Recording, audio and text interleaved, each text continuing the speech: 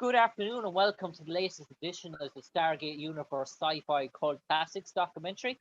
I'm delighted this evening to be joined by the one and only Rainbow Sun Francks, who played the role of Lieutenant Aiden Ford in Stargate Atlantis. And I suppose, Rainbow, just starting off by asking you, in terms of your acting, are you, in terms of genres, are you a bit of a sci-fi fan? Was the sci-fi genre as an actor something you're really sort of interested in or intrigued by, that whole theory of outer space and being able to do things in terms of alternate reality? I grew up a massive sci-fi fan. In my family, we watched the Star Wars trilogy growing up. I was a Star Trek fan. I was a Stargate fan, not as big as the other two Star series until I was in it. But I was a massive. I've just always been a sci-fi fan. I'm a comic book fan. I still collect comics since I was a kid. Anything fantasy, anything otherworldly, I've always been into. My father really got my sister and I into the sci-fi and fantasy genre from birth. We've always been fans. So when I got a chance to be on a sci-fi show, it was something really, really special for me. And now I've gotten to do a bunch, but Stargate was the first one, and it was really special to me. And I suppose, Rainbow, you mentioned there the original Stargate movie back in 1995 with Kirk Douglas and James Spader, and probably at that time, did you see it in the cinema? What was your sort of take on it? Did it sort of stay in your head, or was it a movie that you sort of forgot about after a bit? Oh no, I loved it. I think one of the things that I really loved about Stargate in general, as far as like the initial franchise, was that it had I'm a fan of sci-fi that is completely brand new, but I'm also a really good fan of things that sort of are rooted in Earth's mythology or Earth's history, and sort of bringing anything that we learned in school, like the Egyptian mythology that is true to life for all of us, and putting that into the sci-fi world and giving it its own sort of story. I really loved that angle. So it was something that I watched and I really enjoyed. Yeah, and I suppose Rainbow, in terms There you of go. your there we go. Rainbow, in terms of your character, Lieutenant Aiden Ford, how did that come about in terms of getting cast in Stargate Atlantis? Well, I had a really strange story that went with being cast. I think my audition tapes are in one of the special editions of one of the box sets. I think my audition tapes are actually in there. What happened was I had auditioned. They had been looking for someone to play Aiden. They hadn't found him. I tossed my hat in the ring, and they bit. I got a call back, and it was nearing. They were getting really close to shooting by the time they called me back in. They called me back in. I did an audition that was a bunch of pages, and they sent me home. And I remember going home, and within a day, they called me to come back in, and they said they wanted me to screen test. And this was early on in sort of internet. Like now we're talking like this on Zoom, like it's nothing. But back then, sort of stream calling was sort of a thing that only I had never done it at home. It was something that was like for high corporations. So I went back into the casting office and ended up doing a sort of a conference screen to LA, Toronto, Vancouver, and somewhere else. And Brad Wright had written this a couple pages of a monologue, a couple pages long, a story talking about a mission that I sort of recall it, that it was talking about some sort of military mission. It was a story that I was telling that he had just written for me for the audition, or for the callbacks and screen tests. And I was in there for about an hour while they streamed it live, and I had about 10 minutes to learn it and come back and do it. And I guess they were testing my cognitive ability of how I could recall things. And we got through it. And then I think 2 days later, I got a call saying you're going to Vancouver. And then 2 days after that, I was on set filming. So like within sort of 36 hours of auditioning, or 48 hours of auditioning, I was in Vancouver with a little backpack, and I had moved there. And I was on set. I was looking next to me, and Robert Patrick was there, and I was shooting Stargate. So there's a few scenes in the pilot where I look like I have no idea what's going on and very surprised. And that's because I had just gotten off a plane and gotten to set. And it was all of a sudden I was in this big Stargate show, and it was crazy. So yeah, it was really lovely. And Rainbow, that means so that you were probably the last, I imagine so that you were the last person sort of cast for the show. I'm not sure I was. I think there may have been someone after me, but I think I was one of the last. Yeah. And in terms of that opening sort of pilot sort of show that brought us on to Stargate, the crossing over of the guards from Stargate SG-1 to start of Stargate Atlantis, that was very popular. That was an important moment for the series. Even those two early episodes, they were defining as such, because you had to bring that sort of large fan base over with you. Obviously, you had the cameo roles from Ian Anderson and Amanda Tapping there from the start, but and Michael Shanks. Michael Shanks, they were only, I suppose, bit cameo roles. It was up to you to sort of garnish and go out on your own 2 feet and bring this audience along with you. So those 2 episodes could have really make or break in terms of Stargate Atlantis, because if you sort of didn't appeal to that audience, you'd have to go find a new audience, and you don't want to take away an existing audience which is a cult following, which has been built up upon nearly a decade at that stage. Yeah, I think that Universe had a harder time than Atlantis did as far as finding an audience, because we were sort of ushered right in very nicely by the other cast, and it felt that way both on set and off set. It was really, really lovely. They were wonderful, and the fans took to it. You know, the show had a lot of similarities as far as like the same sort of number of teammates and going off world, and all the elements were there. We were just a little bit darker and had a little bit of a different thing going on as far as sort of the comedy relief was a little bit of a different tone, but it was the same template essentially at the beginning. And I suppose that Rainbow, in terms of being in terms of Stargate Atlantis, one thing you can't really do is you can't really copy the enemy that's really there. In terms of, you have to find a new sort of an enemy as well, and one that would stand up to the enemies that were on Stargate SG-1 in terms of their appeal. And this idea of these vampire type Wraith sort of characters it worked very well. But in terms of actually seeing those costume designs, and what did a Wraith actually look like when you were standing beside one on set?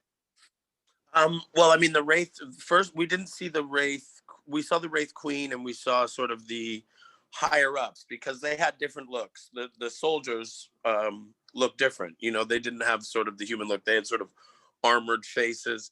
And because they didn't speak or do anything other than sort of stunt work, and the only people that were cast for them, the only people that were cast to play the soldier Wraith were really big stuntmen and former athletes, like former football players. So they were terrifying. They also had in their boots, 3 or 4 inch risers. They had sort of platforms in their boots. So these already imposing figures, these giant men, were now even more giant. So you were looking at each of them were, close to 7 feet tall by the time you looked at them. And so, yeah, seeing them all lined up in a row was quite a terrifying sight when you came to set for the first time. And as for Andy, who played the Wraith Queen, we just thought she was terrifying and gorgeous. And they had these serrated teeth and just that pale skin, that really vampiric skin with sort of blue veiny lines going through it. They were really scary, and the contact lenses, they were terrifying, really terrifying. And in terms of that, though, you probably arrived on in terms of working day, production day. I imagine you arrived in probably 7:30, 8 a.m. in the morning. I suppose. Before that. For that. All right. Oh yeah. So I imagine so the people that were doing the rates, they were probably there since 3 a.m. in terms of wardrobe, in terms of Yeah, makeup. probably 4. Yeah, For 4:30. Yeah. in terms of those sort of scenarios, if they were doing multiple scenes or take, I suppose they would stay in that sort of costume, that makeup, then for throughout the sort of day. I suppose then really Oh, they before would the. just wear it all day. Yeah. But I mean, luckily the soldier ones, they had those were sort of masks. So all of them were uniforms. So they, they would peel those off and you would just see them all sort of gray green skinned eating lunch, and then they'd all flip them back on and go back to work. So it wasn't that bad. And tell me about. I spoke in depth in terms of the interior of Stargate SG-1. Atlantis is sort of a bit different in terms of that sort of a city sort of thing. So what was the interior in terms of the set, in terms of Atlantis, in terms of the sort of the rows and the levels? Was it either done in studio lots, giant sort of studio lots, multiple sets back to back? Yeah, it was. Let me tell you, the first time because we were on location first, I didn't see the Atlantis set until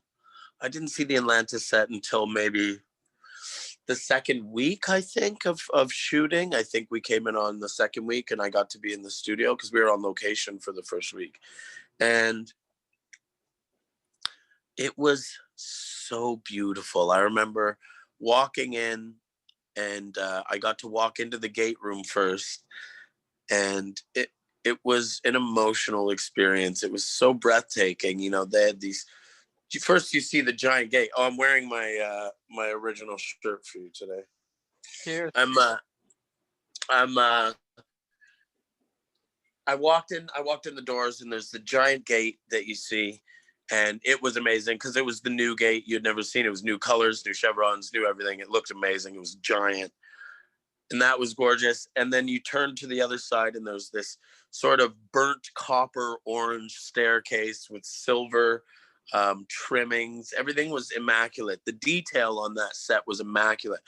There was something different about it because of all of the successes of SG1 trickling over after, we started when they were in year 8 already. So um, having 8 years of a massively successful show and all of that, building all the money to make our show, was an amazing thing. So what they weren't allowed to do was update that set from the first year. So they still had whatever their initial set was, no matter how successful the show is. Their war room and their gate room was their gate room, and they could only expand so much. So we had a much more elaborate set. I remember Joe Flanagan inviting some of the boys, like Chris and and them, over to our set and being like, "Oh, you guys are slumming it over there." Like, we have air conditioning. We had like a brand new building. It was amazing. But the glass on the other side looked like Frank Lloyd Wright had done it. It was this very the architecture was so gorgeous. It looked human, but it looked alien. But the colors were sublime. Everything was just amazing. And I remember it took my breath away, and I immediately just started like dancing in the middle of the room. I was so excited. And each room shifted around. It was really beautifully designed so that we could shoot any room as any other room. So even though it was all sort of in one warehouse, we had one warehouse that was Atlantis, and then the next studio over would have been, per episode they would change it to be a cave, or to be sort of like the set builds would change all the time, and they would break them down and change them in the other room, in the other studio. But it was a perfect studio. There was walkways, there was lookouts. We shot outside things in there that were just gorgeous, and you'd never know. We had a rain machine on one side of the building that they could flood out whenever they needed to, which you saw in the episodes, The Eye and the Storm, where we actually flooded. That was all indoors. Yeah, it was a really, really beautiful set. One of the And most beautiful sets I've ever worked on, to be honest. Rainbow, in terms of Stargate Atlantis, in terms of the whole sort of concept, and obviously the first season was very, very successful for ye, and it obviously led to the multiple seasons afterwards. in terms of your own sort of character, Lieutenant Aiden Ford, he sort of grew as the season went on, and I suppose the writers then obviously got more and more interested in what more and more angles they sort of could take it in terms of the sort of character. He started off pretty much as this sort of soldier, this marine sort of commander, but then we really saw, as his episodes we went on, we really saw his personality and his characters to come out in terms of that. So very much by the end of season one, he was more Aiden Ford rather than Lieutenant Aiden Ford. Yeah, or just Lieutenant Ford.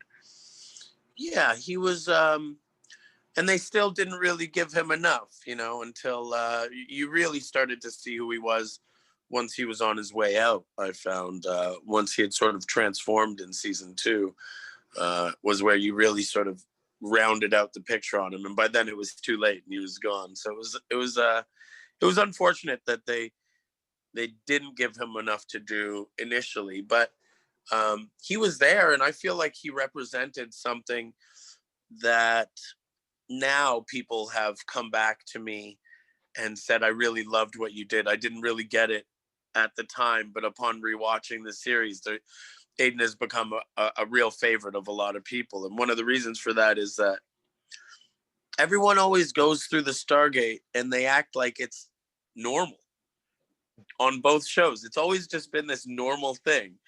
And I was one of the first people that tried to do it like, yo, we're going through in Stargate right now to another dimension. I don't care that I've seen war. I've never walked through a puddle and ended up in a shining cave or it's like something amazing. So sort of to he's one of those, the only characters that went through. Even Shepard had never gone through it and went through it like it was nothing and never got amazed. So I just tried to play it like every time we went somewhere or did something, even though I was getting the job done on a military angle, that there was really something special and something exciting, and that he was the young man that would be the audience's sort of heart and eyes for that. You know what I mean? He would convey the emotion of the audience of like, wow, look at where we are. He was one that was amazed at everything that they did, and I really love that. I suppose, Rainbow, in terms of being on set and shooting locations and shooting episodes, in terms of special effects, you probably imagine what they're like, and obviously they're enhanced and put in afterwards. But at the time when you're shooting, you probably had such a busy schedule. Do you get any time to see the final finished product, the final episodes, before they went out in air, to see your work first hand in hand, to see the final product before it went out? Yeah, I would get tapes. I would request sort of tapes of loose edits. I still have just a bunch of VHS tapes of episodes before the vis effects had been finished. So I never really saw them before they aired with all of the CG and stuff. But I would see the first cuts of the episode so I could look at us acting and see everything except for the CG, which is funny because you see us scared running away from nothing or running away from a guy holding a tennis ball or whatever it is, So, but it's funny. But I still have those. I haven't watched them in a decade, but they're very funny. And I suppose Rainbow, in terms of the character, in terms of going about this sort of different angle with Ford in terms of the race and the sort of enzymes and sort of stuff. That probably it was a very sort of interesting angle, and I suppose it worked very well in one sense that obviously there was more growth into it. It should have been pursued for a few more episodes, and there was a real sort of good angle in that. But they sort of with that idea later on, then with that Michael, that race sort of idea, which is really spawned off yours, what they did with you, really, that sort of experiment with your sort of character. Yeah. I mean, they created an amazing character when they changed me over, the Super Ford sort of character. And I think they really dropped the ball. They could have used him a lot more than just those episodes. But those are actually some of my favorite episodes in the entire show. I think that Runner and I think that Lost Boys, I think those are both some of the best episodes in the whole series to me. And that's not being biased. I just think that they have a really great pacing. They tell a different story. They're just sort of standalone from the rest of the series. And that was me and Jason's sort of passing and crossover to where I was leaving and Jason Momoa was coming in. And I loved what they did with Ford. I thought that in later years, I was surprised that when they were going through real hard times, they didn't have an episode where the gate opens and Ford walks through the door and says, like, I still don't like you, but I'm going to help you. You know what I mean? Like, I like you enough to help you. I'm doing my own thing. Because even in the novels, as it continues, they brought me back. It was a really worthwhile character. And also he was basically, you can't beat him. He's a superstar. How you can't really fight the guy. He's immune to everything. He self heals. He's a bit wily. He's a bit of a wild card, but other than that, oh, I lost you for a second. There you go. He's a bit of a wild card, but other than that, he's a good guy to have on your side. And Rainbow, in terms of the working week, in terms of Stargate Atlantis, you mentioned that you were in it earlier than half 7 working days. Well, from the time of the week per each episode, because obviously season 1 was very busy for you, especially in terms of Atlantis. When you got the script maybe of that Monday morning in terms of table reads, from the time you got that table read to the block shooting, to the shooting on locations, to the shooting on set, how long did it roughly take to create one episode? Were you talking a 7-8 day turnaround? What was like the working week like on the set of Stargate Atlantis? Oh man, yeah. If I can remember, it's a lot of work years ago. A lot of different sets I've been on. I think if I recall, it's 2 weeks to shoot an episode of Stargate, I think, or just under, if I remember, because it's an hour long. So I think it was just about 2 weeks, which seems about right. They were pretty good as far as shooting. They didn't really go long very much unless we had to on a Friday. They were pretty good about overtime and stuff. We sort of shot 14 hours, and then we would get off. I was there early in season 2 because I had prosthetics, and the end of season 1. But other than that, it was a good set. Their crews knew what they were doing. They had done so much on SG1, and since we were right across the lot, it had become sort of a science to them. So they were mechanical with it for the most part. They were pretty good. Fridays we would shoot late if we had a lot of stuff to pick up from the week. But you start the week, or any show that you start the week really early, so that if you go later by pushing due to going overtime, by the end of the week you're starting a little later and you're finishing a little later. But it was pretty good with Stargate. They didn't they were very good as far as I remember.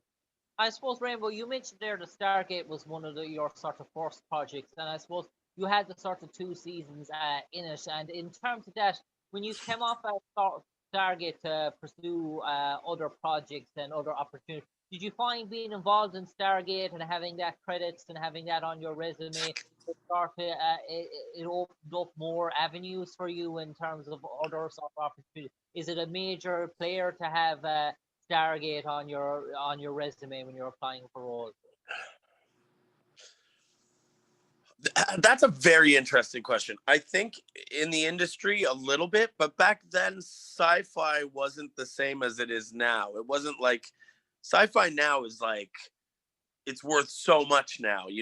Comic-Cons blew up. Like back then it was still, Comic-Cons were still in gymnasiums, and like you had the big few that had gone on forever, but it wasn't the same. The industry hadn't recognized how much money sci-fi was actually making, and they thought of us all ourselves as the nerds that like to play in space. So yes, it had some value in the industry that knew that it was a big franchise for Sony and MGM, but it didn't help the same as it would now to be on a big sci-fi show. Now it garners a lot more worth than it did then. So it helped, yeah, but it helped more in the fact that I was just a lead on a big show. You know, whenever you're a lead on any big show, it helps for you to get more work. So yeah, a little bit, but it was a different time. Now it's like Marvel things and sci-fi this and sci-fi that. They're big actors are trying to do sci-fi now because they know that once you get that sort of amazing audience, they stick with you. And you know, they didn't know that back then. We're talking, you know, 16 years ago or whatever. So. And Rainbow, I suppose, lastly, before I let you go, and probably the last question I'm going to ask you, probably the hardest one to start to finish off. I finish off all my interviews with this. I'm ready. Let's pretend there was a Stargate sort of universe encyclopedia, a sort of dictionary as such, and they put your character, Lieutenant Aiden Ford, into that sort of encyclopedia, and they left 2 blank sentences underneath the description, and they asked you, Rainbow Sun Francks, to write those sentences, 2 sentences, having portrayed the role of Lieutenant Aiden Ford. What would you like those 2 sentences to read to sum him up?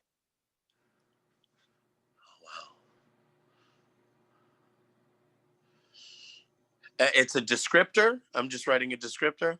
Yeah, to sum him up, yeah. 2 sentences. Oh, wow. They're going to be very run-on sentences. Lots of comments. Improper punctuation.